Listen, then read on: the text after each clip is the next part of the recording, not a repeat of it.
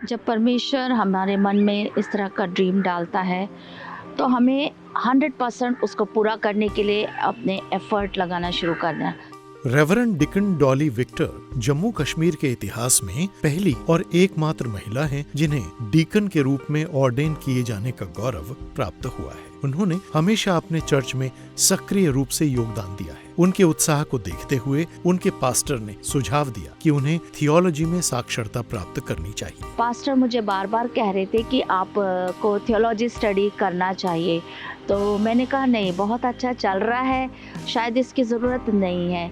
लेकिन टाइम जो है वो परमेश्वर ने ठहराया था, और जब वो समय आया तो मैंने निर्णय लिया कि हाँ, मुझे इस लाइन में आगे बढ़ना है, और दूसरों तक भी यदि मैं जो परमेश्वर के गुण हैं दूसरों तक भी यदि पहुंचाना है, तो पहले मुझे सीखने की ज़रूरत है। लेकिन डॉली एक ऐसे जीवन स्तर पर थीं जहां उन्हें इस दृष्टिकोण को पूरा करने से पहले अपनी अन्य जिम्मेदारियों का ध्यान रखना पड़ा, जिसमें एक परिवार का ध्यान रखना, एक पूर्ण समय की नौकरी, और इसके अलावा उन्हें अपनी शिक्षा पूरी किए हुए भी लगभग 20 वर्ष हो गए थे।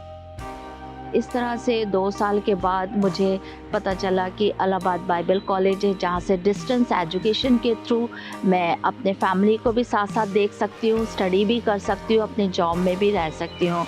और जब मुझे पता चला तो अल्टीमेटली मैंने वहाँ पर एडमिशन ली, और जब एडमिशन ली तो मेरी फैमिली ने, मेरे हस्बैंड, मेरे इन-लॉज़ सभी ने मुझे फुल सपोर्ट किया, क्योंकि मुझे साल में 2 बार इलाहाबाद जाना होता था।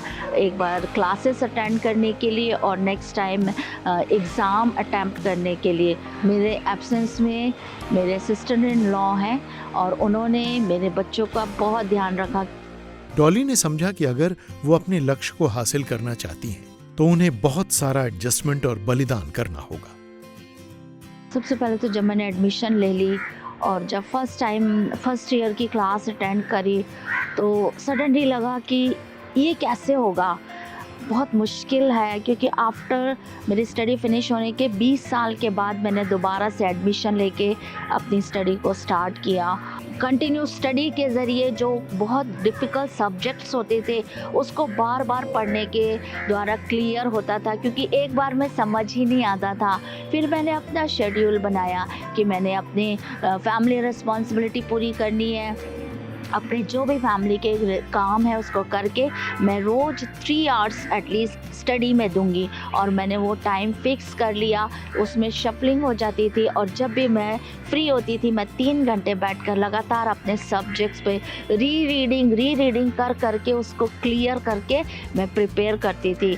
फिर भी परमेश्वर ने कभी भी मुझे नहीं छोड़ा और तैयारी करने में मेरी सहायता की। जब मैंने स्टडी स्टार्ट की तो मैंने ये नहीं सोचा कि अब एडमिशन ले ली है, ठीक है, हो जाएगा तो ठीक है। डॉली को मेहनत का फल मिला और उन्होंने अपनी बैचलर्स ऑफ क्रिश्चियन स्टडीज सफलतापूर्वक पूरी करके अपने लक्ष्य को हासिल किया। कुछ वर्ष बाद उन्हें अमृतसर के डायोसीस द्वारा डीकन के रूप में ऑर्डेन किया गया, और अब वो जम्मू के सेंट पॉल के चर्च में सेवा कर रही हैं। ऑर्डिनेशन वाला डे था, उस दिन तो ऐसा लग रहा था कि परमेश्वर ने कितनी सारी खुशियाँ जो है वो मेरे जीवन में, मेरे परिवार के जीवन में भर दी है।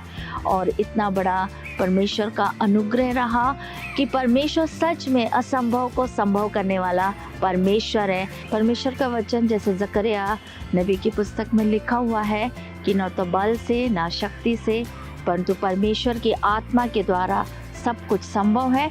और इस वचन को लेके मैं आगे बढ़ी कि हमें परमेश्वर की सामर्थ पर भरोसा रख के असंभव को भी संभव करना है।